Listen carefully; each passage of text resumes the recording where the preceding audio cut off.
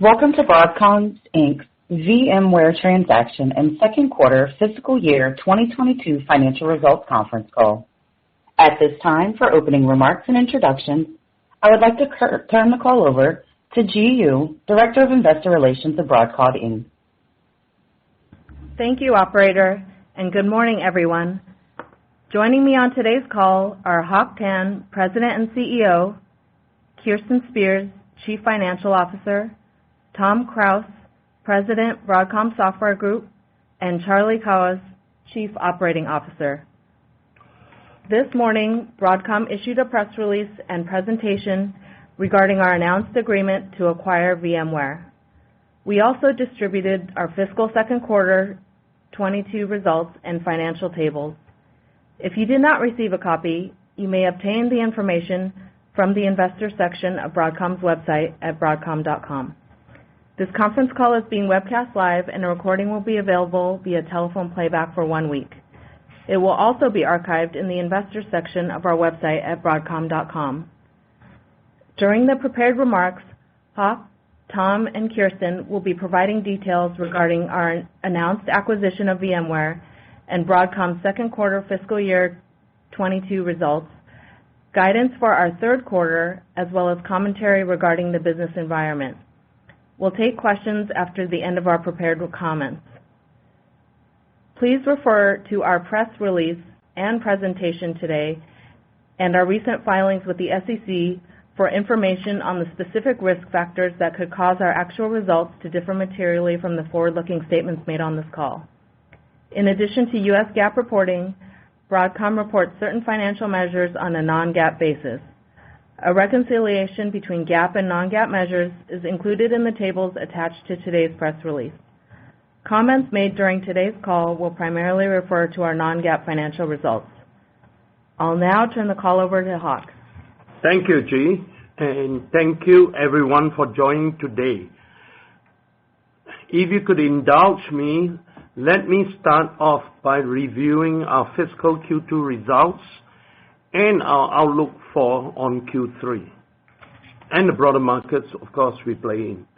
So in fiscal Q2 22, consolidated net revenue was a record $8.1 billion, up 23% year-on-year. Semiconductor solutions revenue growth accelerated to 29% year-on-year to $6.2 billion. And infrastructure software revenue grew 5% year-on-year to $1.9 billion.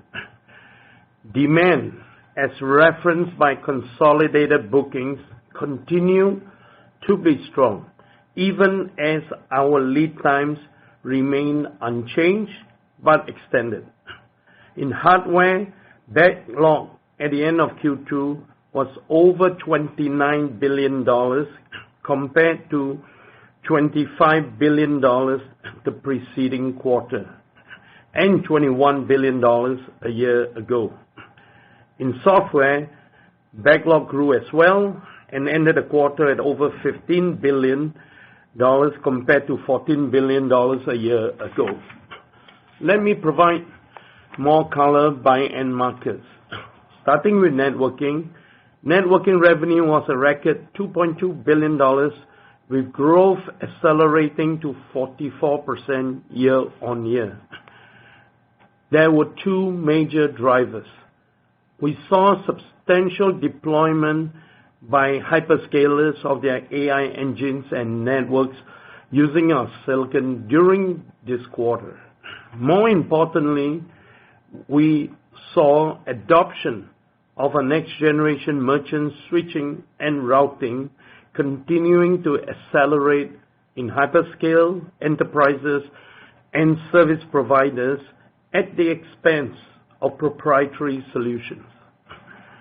This fundamental transition to merchant silicon based on Broadcom's platform will continue in Q3, and as a result, we expect in excess of 25% year-over-year growth in networking.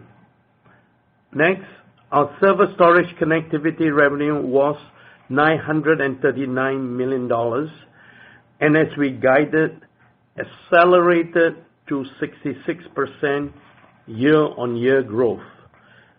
While server storage spending in enterprise was strong, our content increase in next-generation mega rate drove a substantial portion of this growth. Additionally, hyperscalers are aggressively adopting our next-generation server storage solutions to scale their massive consumption of nearline hard disk drive arrays. So in Q3, we expect these same drivers to continue with revenue to grow over 60% year-on-year. Now moving on to broadband. Q2 revenue of $1.1 billion grew 24% year-on-year. Deployment during the quarter of next-generation PON and cable modem DOCSIS with high attach rate of Wi-Fi 6 and 6E continue to be good among major service providers globally. Just as a reminder, however, expansion in broadband investments arising particularly from COVID-19 pandemic lockdowns is a multi-year phenomenon. Investments are measured and we are still in the early innings. Accordingly, in Q3, we do expect broadband revenue to sustain a growth rate around 20% year-on-year. On wireless, Q2 revenue of $1.7 billion was up 6% from a year ago, and as guided, declined a seasonal 14% quarter-on-quarter. In Q3, we expect wireless revenue to be flat to slightly down quarter-on-quarter, but up mid-teens percentage from a year ago, reflecting an increase in content. Finally, in industrial, Q2 resales of $254 million grew 14% year-over-year, driven by strong demand from electric vehicles, renewable energy, factory automation, and healthcare. Reflecting such strong resales, our inventory in the channel continued to be very lean at around 1 month. And in Q3, we expect industrial resales to remain stable and inventory levels to continue to be lean. So in summary, Q2 Semiconductor Solutions revenue was up 29% year-on-year, step up from the 20% year-on-year growth the preceding quarter.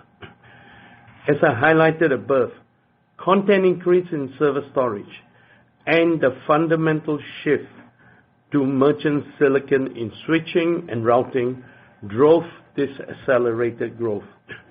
This will continue in Q3, and accordingly, we expect semiconductor revenue in Q3 to grow 31% year-on-year. Now turning to software. In Q2, infrastructure software revenue of $1.9 billion grew 5% year-on-year and represented 23% of total revenue. Core software revenue grew 5% year-on-year. In dollar terms, consolidated renewal rates average 120% over expiring contracts, while in strategic accounts we average 136%. Within our strategic accounts, $641 million of represented renewals and expiring contracts, of which $117 million represented cross-selling, including PLAs of our portfolio products to these same customers. Over 90% of the renewal value represented recurring subscription and maintenance. ARR at the end of Q2 was $5.4 billion, which was up 4% from a year ago. And in Q3, we expect our infrastructure software revenue to sustain and meet single-digit % growth year over year. In summary, our outlook for Q3, semiconductor revenue growth will continue to be strong, up 31% year-on-year. Layering on our stable software business, we expect Q3 consolidated revenue growth of 24% year-on-year to $8.4 billion. Well, that concludes my discussion of our second quarter results. I will now turn to what perhaps you all have been waiting to hear more about. Now, please refer to our accompanying slides regarding our agreement to acquire VMware. As you know, we never embark on an acquisition unless we feel our core is very strong and solid. Irrespective of what you might think of where we are in the semiconductor cycle today, I do want to reassure you the fundamentals of our business, both in semiconductors and in software, have never been stronger. We have just reviewed how solidly grounded these businesses are. So let me discuss now what we believe is a very unique opportunity to take our company and its business to the next level. Starting with slide number 4, by adding VMware, we will bring significant scale to Broadcom's software business and reinforce our position as a premier provider of mission-critical platform solutions to enterprises globally. VMware is an iconic company providing core cloud infrastructure that powers modern enterprises. The company began as the virtualization pioneer, bringing revolutionary levels of efficiency to on-premise data centers. VMware extended its platform to the private cloud, giving enterprise customers unmatched levels of security, performance, and control over their applications and underlying infrastructure. And most exciting, today VMware is now powering solutions for a multi-cloud, hybrid cloud future, where one where it will be possible for enterprises to develop and run their apps anywhere, everywhere, with no trade-offs, in a truly cloud-neutral fashion. One of the reasons we became very interested in VMware was because of its world-class team, engineering-centric culture, and strong customer and partner relationships. As shown in slide 5, VMware importantly aligns incredibly well with the Broadcom strategy, and it has all the attributes we seek in the platforms we operate. VMware is the leader in big, growing, and global markets. The company is an indispensable provider of mission-critical platform technology with a blue-chip customer base and an incredible innovation engine. As Tom will discuss next in more detail, together with Broadcom's existing software portfolio, we are positioned to create a uniquely powerful value proposition for enterprises, enabling them to develop, deploy, and manage their applications securely, seamlessly across every type of cloud, and to accelerate the application lifecycle for their workloads. And in addition to adding new dimensions of value for customers, VMware also has an ideal profile that will enable us, Broadcom, to create compelling value for our shareholders. As part of Broadcom, our target is for VMware to contribute approximately $8.5 billion of EBITDA once we have fully integrated the company onto our platform. Slide 6 shows that with more than $40 billion of pro forma revenue, and this is pro forma on fiscal 21. We are creating one of the world's largest infrastructure technology companies. Our semiconductor business is one of the largest semiconductor businesses globally with 17 key franchises.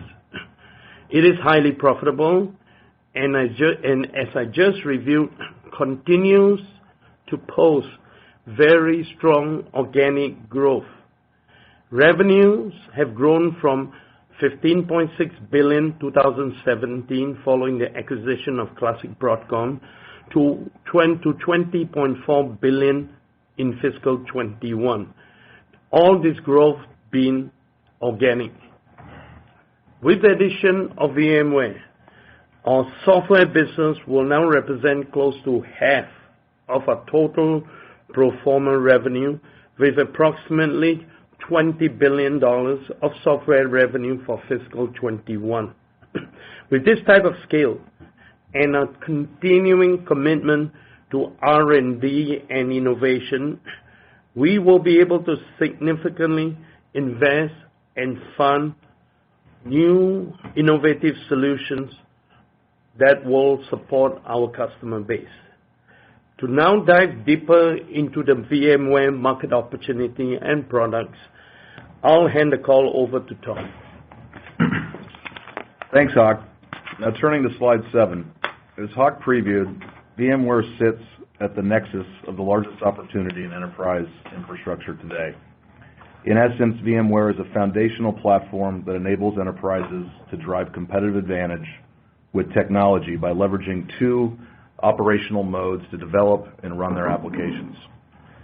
First, VMware serves many of the same types of customers that we have worked with at Broadcom, large multinational organizations with complex IT challenges. These enterprises want to move fast and innovate, but also mitigate risk by retaining control of their underlying infrastructure and data. To do this, enterprises are deploying applications in their own data centers, but need software to enable them to develop and run these applications in a flexible, agile, and cost-effective fashion. This private cloud market is very large, and workload growth in the private cloud continues to grow. Beyond the private cloud, as we all know, public cloud workloads are growing rapidly. The public cloud brings unprecedented scalability and cost benefits and also enables enterprises to leverage cutting-edge technologies to drive their business forward. So we think it is clear that both of these modes, private cloud and public cloud, are going to be important for enterprises going forward. Turning to slide 8. VMware is a truly foundational infrastructure software platform that is critical for enterprises to leverage the benefits of both the private and public clouds. We have tremendous respect for the leading platform VMware has built, supported by an incredible team of R&D talent.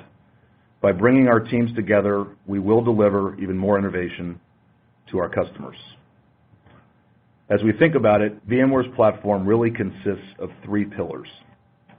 First, within the core private cloud infrastructure pillar is the category-defining vSphere server virtualization platform, vSAN data storage virtualization solution, vRealize cloud management platform that provides automation, analytics, and lifecycle management for private cloud workloads, and NSX, which enables enterprises to manage their entire physical network as a single entity from a single pane of glass.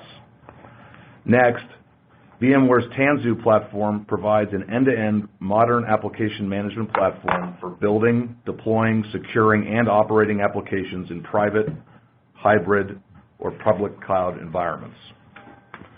Finally, VMware has a robust portfolio of end-user and security solutions that enable employees to securely work from anywhere, anytime, and with seamless employee experiences. On slide 9, let me double-click on the first pillar, as this makes up the bulk of VMware's revenue contribution today and is positioned to continue to grow well going forward. VMware pioneered the concept of virtualization, and today this technology is foundational to the development and computing operations of basically all enterprises in the world. Over time, VMware has evolved its value proposition from core server virtualization to enabling one to virtualize the underlying compute resources of the entire data center, which is the private cloud. They further extended this value proposition with NSX and vSAN by enabling software-defined networks and storage. Then with vRealize, VMware made it extremely easy to manage and operate the entire data center infrastructure. With these products, VMware offers a complete platform that delivers the scalability, flexibility, and cost benefits of virtualizing the underlying infrastructure across servers, networking, and storage. In concert with this private cloud capability, VMware also offers a seamless way to evolve the enterprise infrastructure to embrace the benefits of the public cloud with VMware Cloud Foundation. VMware Cloud Foundation gives the same operating environment for developers, letting them write the code once and deploy it anywhere they want, whether it's in the private cloud, in AWS, Azure, GCP, or even across clouds. This simplicity is unique to VMware in ushering in the coming age of mass cloud adoption. Stepping back on slide 10 and thinking about our existing software portfolio, we are incredibly excited about the opportunity to marry our products with the VMware platform to deliver more end-to-end capabilities to our enterprise customers. As we all know, enterprises need to manage a constantly changing portfolio of thousands of applications that reside on a wide variety of underlying infrastructures, from mainframe to client server to hybrid and public cloud. And all of these applications are operating in different stages of their life cycle. And we think together, Broadcom software assets for the distributed enterprise can seamlessly complement and augment VMware's multi-cloud offerings in the areas of operation management, value stream and DevOps management, and security to address the entire application lifecycle. Starting with application development, we bring significant value to help accelerate the development of applications through VMware's Tanzu products and our value stream management products like Rally and Clarity. Once developed, VMware's vSphere and Cloud Foundation can deploy these apps across a wide variety of environments. We can secure these applications with the combined capabilities of Symantec's leading security portfolio, along with Carbon Black's cloud-native endpoint security products. Now, given the hybrid working environment we're all in today, it's critical for enterprise to be able to enable seamless, highly performant, and ubiquitous access to these applications, and VMware has a leading set of products to enable this. Finally, to optimize and monitor these apps, Broadcom's existing portfolio of AIOps observability, enterprise automation, and continuous delivery can ensure these applications are running well. Since these applications are constantly changing, it's exciting to be able to close the loop and feed any runtime operational issues right back into the application development step. So what's exciting is that when you put the two portfolios together, we're delivering an end-to-end solution that enables enterprises to support the three major types of application paradigms, including applications that run critical business functions that will remain in private cloud data centers, applications that are being ported to run in the public cloud, and new generation applications that are written natively for one or several of the public cloud providers. We do this across the entire application lifecycle, and we can support any underlying IT infrastructure. That's unique to us, and we think this adds massive value to enterprise customers. Moving to the next slide. When I think about this deal, it reminds me of when, as AVGO, we acquired classic Broadcom. This really transformed at the time and modernized our semiconductor business. And ultimately, this is why we renamed ourselves Broadcom. As we come together with VMware, this represents the same level of transformation for our software business, and we stand to benefit from VMware's unparalleled brand, trusted apps, and long-standing position as an iconic software platform within a robust, vibrant ecosystem of hyperscalers, solutions, and cloud providers, and channel partners, among others.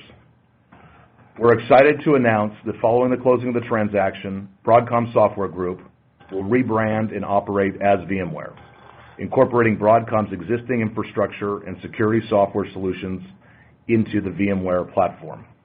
Together, we will deliver the broadest range of platforms and tools to accelerate our combined customers' digital transformation. Turning to slide 12. Together, Broadcom and VMware cover all major industry verticals and sell to all enterprises globally. And with this transaction, we are focused on serving all customers via a combination of our collective direct sales organizations as well as through our important channel partners. When we look at the majority of our revenues, they are derived from the largest global multinationals, and they fit 6 key attributes. These customers are usually highly regulated and risk-averse, with large and expanding IT budgets. They also have complex and heterogeneous environments that are built around hybrid and multi-cloud strategies. While many of these companies want to explore moving more workloads to the public cloud, they are held back by many factors, including the number of applications that they have, the unfavorable economics of the public cloud for certain workload types, the sensitive data they handle, and/or regulation. As a result, these companies will have to keep complex operating environments containing a private cloud and over time to increasingly leverage the benefits of the public cloud as well. The amount of operational complexity created here is a challenge that we are uniquely qualified to partner with our customers to solve. In summary, together with VMware, we are best positioned to help the world's largest enterprises to embrace a hybrid and multi-cloud environment. As shown on slide 13, we have a proven track record of creating shareholder value by applying Broadcom's disciplined business model built on significant R&D investment and customer focus. Applying this same model to VMware, we are targeting to increase VMware's standalone EBITDA of approximately $4.7 billion to approximately $8.5 billion in pro forma run rate EBITDA within 3 years of closing. Driving this are some material tailwinds to revenue growth and multiple knobs that we can turn on profitability. Some of these opportunities include focusing on research and development to support efforts where we can uniquely deliver customer value, driving sales and marketing efficiency gains by focusing on our installed base, and eliminating duplicative general and administrative functions. We envision a long-term model for software where we can grow our top-line revenues at mid-single digits on a recurring basis, if not faster, while driving EBITDA margins in the mid-60s. Given our scale, this will allow us to reinvest very significant dollars back into the business, both via R&D as well as sales and marketing. Now on slide 14, let's talk about the deal structure. We are acquiring all of VMware's outstanding shares for approximately $61 billion in a 50% cash, 50% stock transaction. Additionally, we are assuming VMware's $8 billion of net debt. VMware shareholders will have the option to elect between receiving $142.50 in cash or 0.252 shares of Broadcom common stock for each of their shares. We expect VMware shareholders to own approximately 12% of the pro forma company at close. The transaction will be financed with $32 billion in new fully committed debt financing from a consortium of banks. We are committed to a strong balance sheet and we remain steadfastly committed to our investment-grade rating. The acquisition is subject to regulatory approvals and other customary closing conditions, including approval of VMware shareholders. Michael Dell and Silver Lake have agreed to vote in favor of the transaction, and we expect the transaction to close in our fiscal 2023. The merger agreement does include a 40-day go-shop provision. I'll hand it over to Kirsten, who's going to go through the financial results of the quarter and provide an update on our capital allocation policy. Thank you, Tom. Let me now provide additional detail on our financial performance. Revenue was $8.1 billion for the quarter, up 23% from a year ago. Gross margin was 76% of revenue in the quarter and up 145 basis points year on year. Operating expenses were $1.2 billion, up 8% year on year, driven by investment in R&D. Operating income for the quarter was $4.9 billion and was up 30% from a year ago. Operating margin was 61% of revenue, up approximately 345 basis points year on year. Adjusted EBITDA was $5.1 billion, or 63.1% of revenue. This figure excludes $135 million of depreciation. Now a review of the P&L for our two segments. Revenue for our Semiconductor Solutions segment was $6.2 billion and represented 77% of total revenue. This was up 29% year on year. Gross margin for our Semiconductor Solutions segment was approximately 72%, up 290 basis points year on year, driven by favorable product mix and content growth in next-generation products across our extensive product portfolio. Operating expenses were $873 million in Q2, up 10% year on year. R&D was $772 million in the quarter, up 10% year on year. Q2 semiconductor operating margins increased to 58%. So while semiconductor revenue was up 29%, operating profit grew 42%. Moving to the P&L for our Infrastructure Software segment. Revenue for Infrastructure Software was $1.9 billion and represented 23% of revenue. This was up 5% year on year. Gross margin for Infrastructure Software was 90% in the quarter, up 10 basis points year over year. Operating expenses were $374 million in the quarter, up 5% year over year. Infrastructure Software operating margin was 70% in Q2, and operating profit grew 5%. Moving to cash flow. Free cash flow in the quarter was $4.2 billion, representing 51% of revenue. We spent $85 million on capital expenditures. Day sales outstanding were 35 days in the second quarter, and we ended the second quarter with inventory of $1.7 billion. We also ended the second quarter with $9 billion of cash and $39.5 billion of gross debt, of which $302 million is short-term. With liability management activities during the quarter, we were able to extend our weighted average debt maturity from 10.4 to 10.9 years, with the weighted average interest rate relatively unchanged at 3.6%. Turning to capital allocation, in the quarter, we paid stockholders $1.8 billion of cash dividends.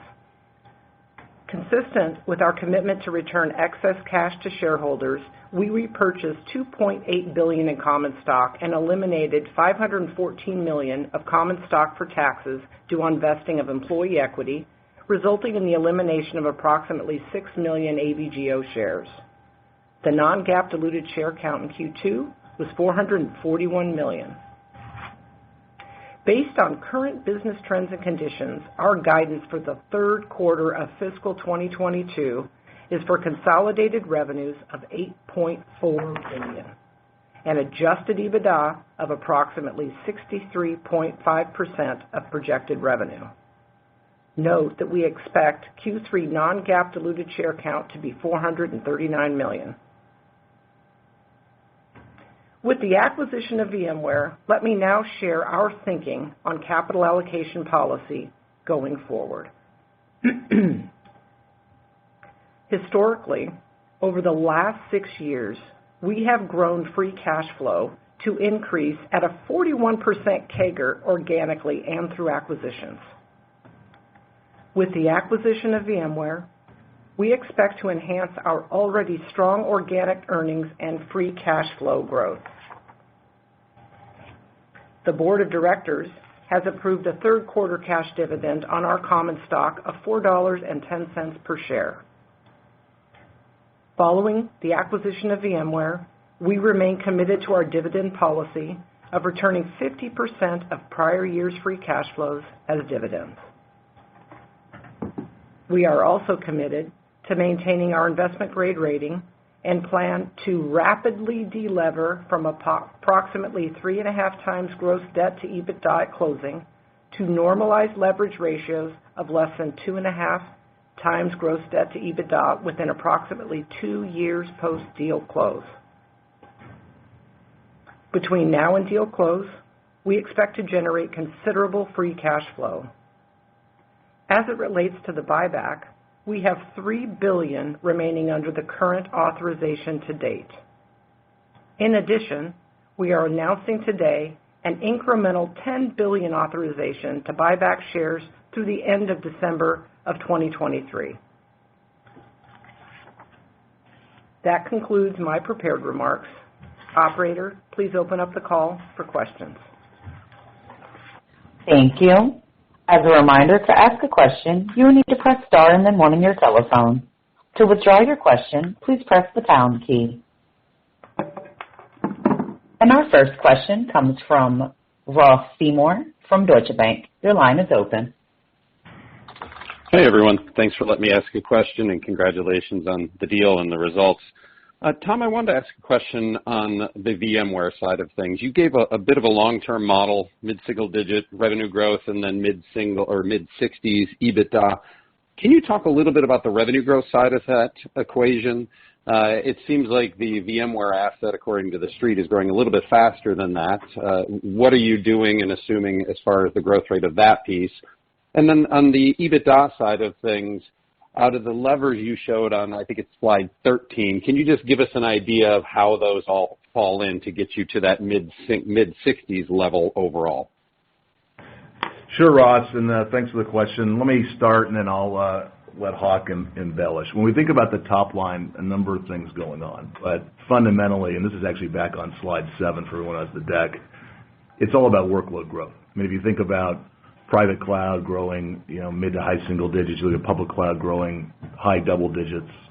That's what's really going to drive the top line fundamentally, and that's actually what got us comfortable with the business case here. I think in addition to that, we are going to focus on going through a transition and a rapid transition from perpetual licensing to subscription.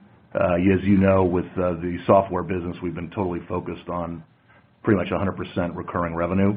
And we see ARR growth being able to sustain at 5%, if not faster, when we think about the combined business. When you think about EBITDA, there are multiple knobs. We covered that, and you can look at slide 13.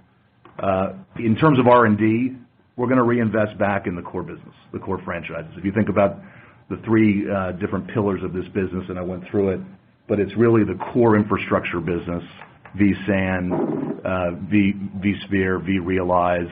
These are the businesses that are core to driving the bulk of the revenues, and that's where the reinvestment is going to occur.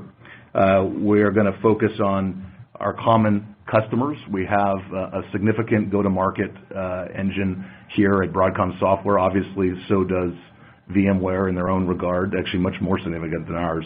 And so we have a direct sales force. We're going to leverage the fact that we have common coverage in both of those areas and take advantage of getting synergies there. But beyond that, we also see a very valuable channel. I think there's some things we've learned relative to the CA and the Symantec acquisitions in terms of the value of the channel, and we want to continue to support that channel. And that's going to allow us to support a lot more revenues in a cost-effective way, so we see some real opportunity to leverage that. And then, of course, as you all know, we run G&A at 1% of revenue. We've been integrating companies for a long time. We have tremendous scale. This is going to give us even more significant scale going forward, and we think there's a lot of opportunity there to drive synergies from the redundancies we see. Hock, anything you want to add to that? Thanks, Tom. No, well done on that, on explaining it. But Ross, to answer your question pointedly, directly on the revenue side, and you can hear the two dynamics going on. One is how we make the investment, where do we do the spending. The other top line is you can see that VMware has a perpetual model in a lot of their on-prem licenses. They have a substantial $3 billion perpetual, and we are converting them to, over the next couple of years, to subscription. And that will likely take, from a reporting point of view, a slight dip, but within 3 years, a recovery. And a recovery back to a run rate that probably, as Tom indicated, is probably much higher than mid-single digits. And we are structuring ourselves to go through that. Now, from an economics point of view, whether it's perpetual or subscription, frankly, it's the same. But we want to make it very consistent with the way we run the model. And based on this, we are, in a sense, restructuring the contracts, perpetual to subscription. And that's why depending on where you see it, you'll see a slower growth at the beginning, if any, followed by a more rapid growth as we convert more to subscription. Great. Thanks, guys. Thank you. Our next question comes from Ambrish Srivastava from BMO. Your line is open. Hi, thank you very much. Excuse me, Tom, just getting back to following up on what Ross was asking. This asset is very different than the other two in terms of growth rate, growth trajectory. It doesn't seem like you would need to divest pieces of the business like you had to in the other two. Can you just talk us through the synergies that you see in combining these businesses, and if these businesses in parts have had partnerships in the past, and how would you change that on a go-forward basis? And getting back to Hock's comment, on longer term, this could be a faster growing software business than what you're laying out today. Thank you. Yeah, no, certainly. I mean, if you think about it from a go-to-market standpoint, that's where software companies spend the bulk of their dollars. The fact that we're going to go from $5+ billion of software revenue to much closer to $20 billion is a big deal, and the fact that we can leverage the combined go-to-market engine at that scale gives us huge economies. I think what we're going to be able to do is marry effectively a direct sales force, which covers the largest couple thousand customers. These are large multinationals across all the key verticals, primarily focused in North America and Europe, but also in parts of Asia, with a very significant channel partner arrangement. I think one thing we've learned is there's an opportunity to embrace the channel, the two-tier distribution model with distribution partners and key value-added resellers. There's also a big GSI opportunity. We work significantly with GSIs on our side, so does VMware. And so when I look at that in its totality, what we can't do today, given our scale, we can definitely take advantage of with the newfound scale between the two companies.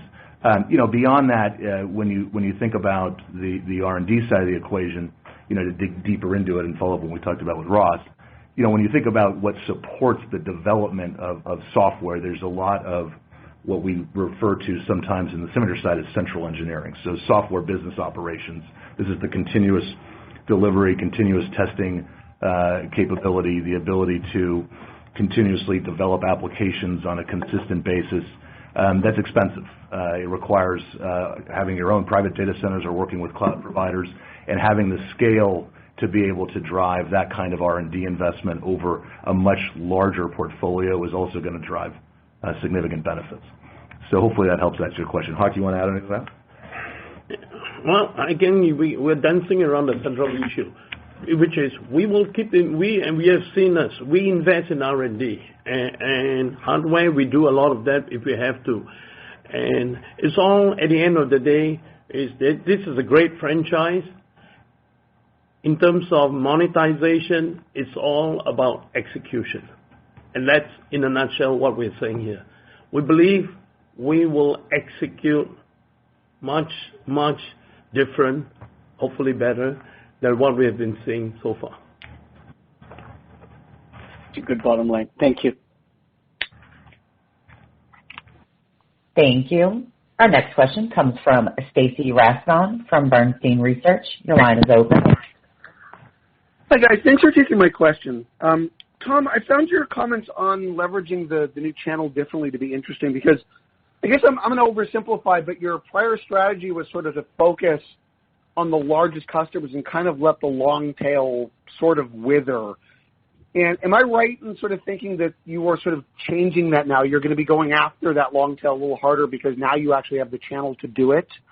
And will that be like feeding into the other business? Sounds like it'll be feeding into the other businesses as well. I guess maybe could you talk a little bit more about how that business model is changing, especially in that like tail of smaller customers? What does that actually mean for the degree of cost synergies and everything that can come out of this relative to what you've seen before? And it doesn't sound like you're seeing that driving upside to the growth rate. You're still talking about mid-single digits, although, again, maybe there's some conservatism in that number. But anything you could give us on maybe some of that change in the business model, especially around the long tail of customers, would be helpful. Yeah, no, you're picking up on it, Stacy. I think a lot of it's because of the portfolio and the fact that pardon somebody on the line. Yeah, Stacy, a lot of it's based on the portfolio and the breadth of capability that VMware has relative to where we sit today. You're right. When we bought CA, mainframe made up at least half the revenues. Today's mainframe is still about 50% of the overall software business at Broadcom. That's very much levered toward about 500 accounts in what we call our strategic account area, which is a direct sales motion. And that's also where we saw a lot of opportunity to drive customer synergy with Symantec, particularly around some of the Blue Coat and DLP activities that we were driving. So that was the business model that made sense. That, of course, meant we could drive operating margins at, frankly, slightly north of 70% because we didn't have to invest as much in our go-to-market motion. I think with VMware, when we look at it and we look at the fact that vSphere, going back to the core, serves over 300,000 customers, and we look at the growth and that the company is driving with their more modern applications, whether it be for private cloud or public cloud, we see a much bigger opportunity. And so to support that opportunity, we need to invest in sales and marketing. So when you think about the 60s EBITDA margins that I was discussing, and I think I said mid-60s, that's on a much bigger scale, but at the lower EBITDA margin profile than we're running today. All of that variance is going back into the sales and marketing investment. And we think from learning about how we experienced CA and Symantec, and frankly, some of the revenues that we gave up, we think we can actually go back and reinvest in the channel and continue to drive revenue growth profitably. We don't want to walk away from the channel. We actually want to embrace it. Okay. That's helpful. Thank you. Thank you. Our next question comes from Vivek Arya from Bank of America Securities. Your line is open. Thanks. I had a question on the process and then on the accretion side. So on the process side, which jurisdictions will you need approvals from? Do you see any product overlap that any regulator could push back against? And why is there a go shop provision? And then on the accretion side, will this be accretive in year one? And I think, Tom, you said mid-60s EBITDA margin. Is that for VMware only, or is that for your entire software business? Because the rest of the software business is running closer to 70%, I believe. So just any thoughts on the process and the accretion would be very helpful. Thank you.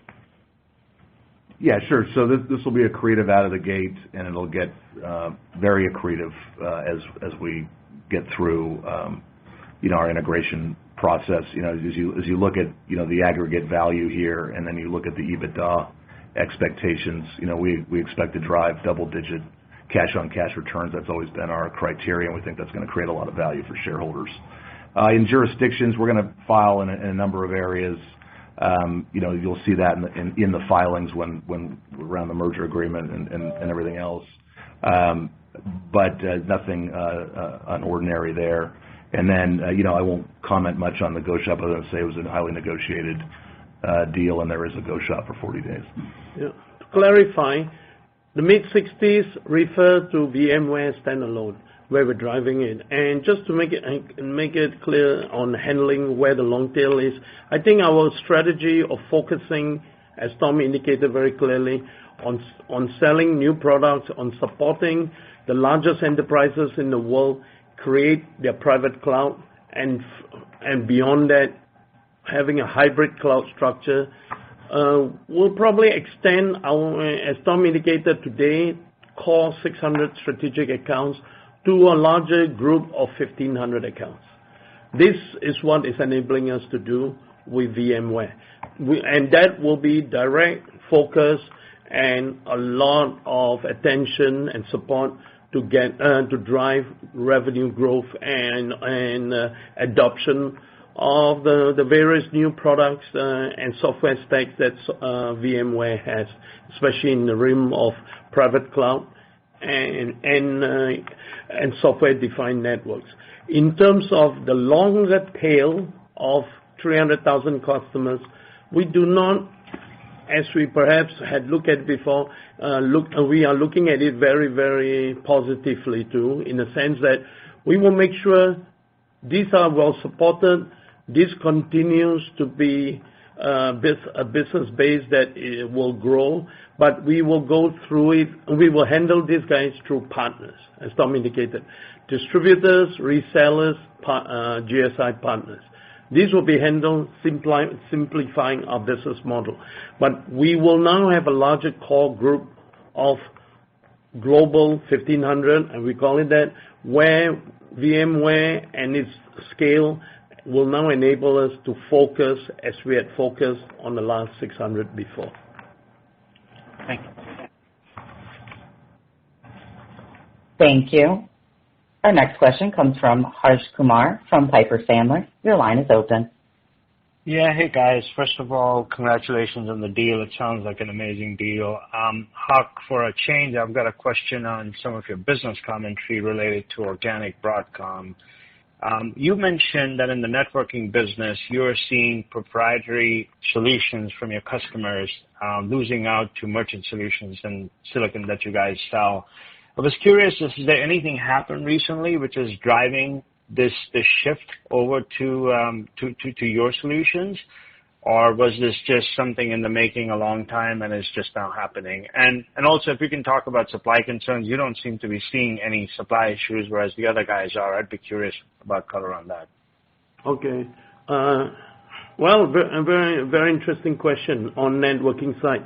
It has been a trend, obviously, that has been happening for over 5 years, which is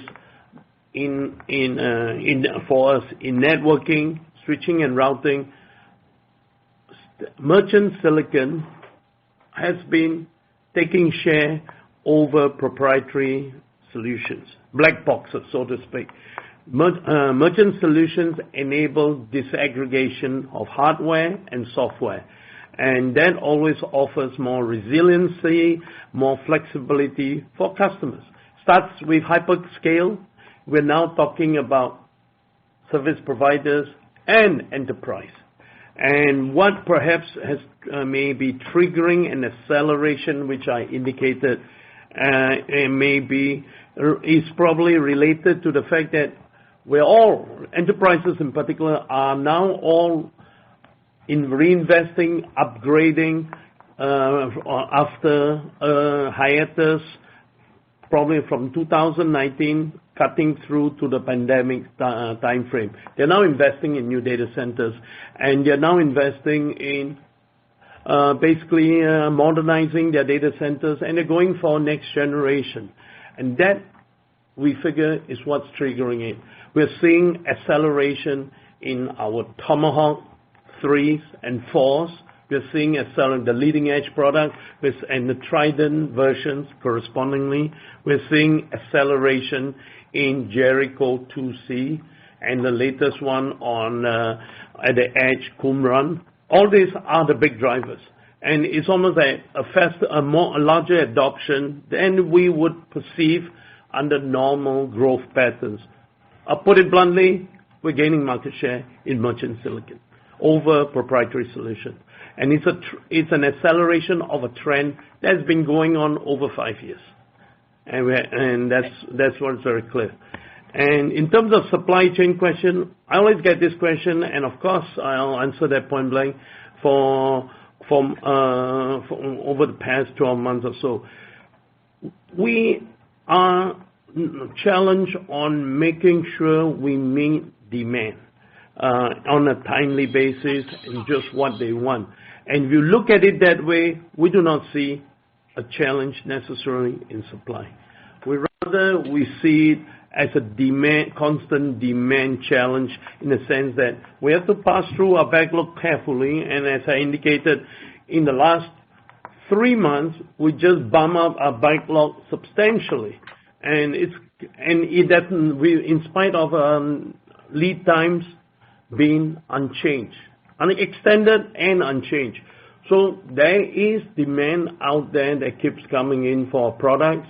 And now it's particularly so in a couple of areas. It's not necessarily across the board. It's in a couple of areas. And we happen to be very lucky to be in those areas that are still strong, largely related to infrastructure. We're seeing that in networking, that includes both hyperscale, telcos, service providers, as well as enterprise, and particularly in enterprise, we're seeing it embellish a lot, I might add, by content increase in server storage connectivity, where we're now selling in the newer generation, as I indicated in the last earnings call, subsystems, where our customers prefer to buy subsystems from us rather than just a chip. And that step up content dramatically, and coupled that with still continuing strong demand in these two space, we're continue to see not just revenue accelerating, but bookings accelerating. And these are real demand. And we have, of course, the supply to meet those critical needs as we see it. Fantastic. Congratulations, guys. Thank you. Thank you. Thank you. And we'll take our last question from Toshiya Hari from Goldman Sachs. Your line is open. Hi, good morning. Thank you so much for squeezing me in. Hock, so after the acquisition, your business is going to be roughly 50% semis and 50% software. I was hoping you could remind us, some of the pros and cons for running these two businesses under one umbrella. And assuming, the deal successfully closes, would you ever consider splitting up the two businesses, particularly if you feel like you're not getting the valuation that you deserve? Thank you. To answer right to the bottom line, we see a lot of benefits in putting all these various franchises we have, hardware and software, under one umbrella. Think of it this way, Toshiya. It's like what merchant silicon is driving that trend. It's the old model is you sell a black box hardware and software system to a customer in the IT department, to JP Morgan IT department. That's what you do in the past. If something goes wrong, hell, you ask for support, you scream for help, and because you don't know what's going on inside the thing. We are creating a model of disaggregation between hardware and software.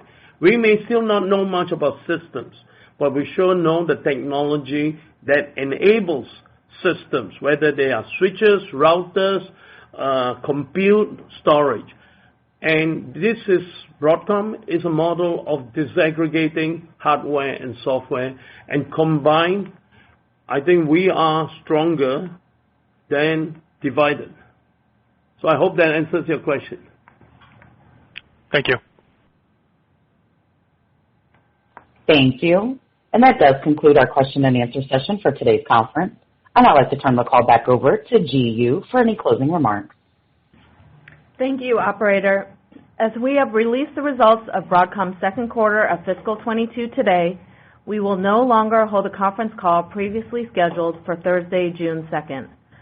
Broadcom currently plans to report its earnings for the third quarter of fiscal 22 after close of market on Thursday, September 1st, 2022.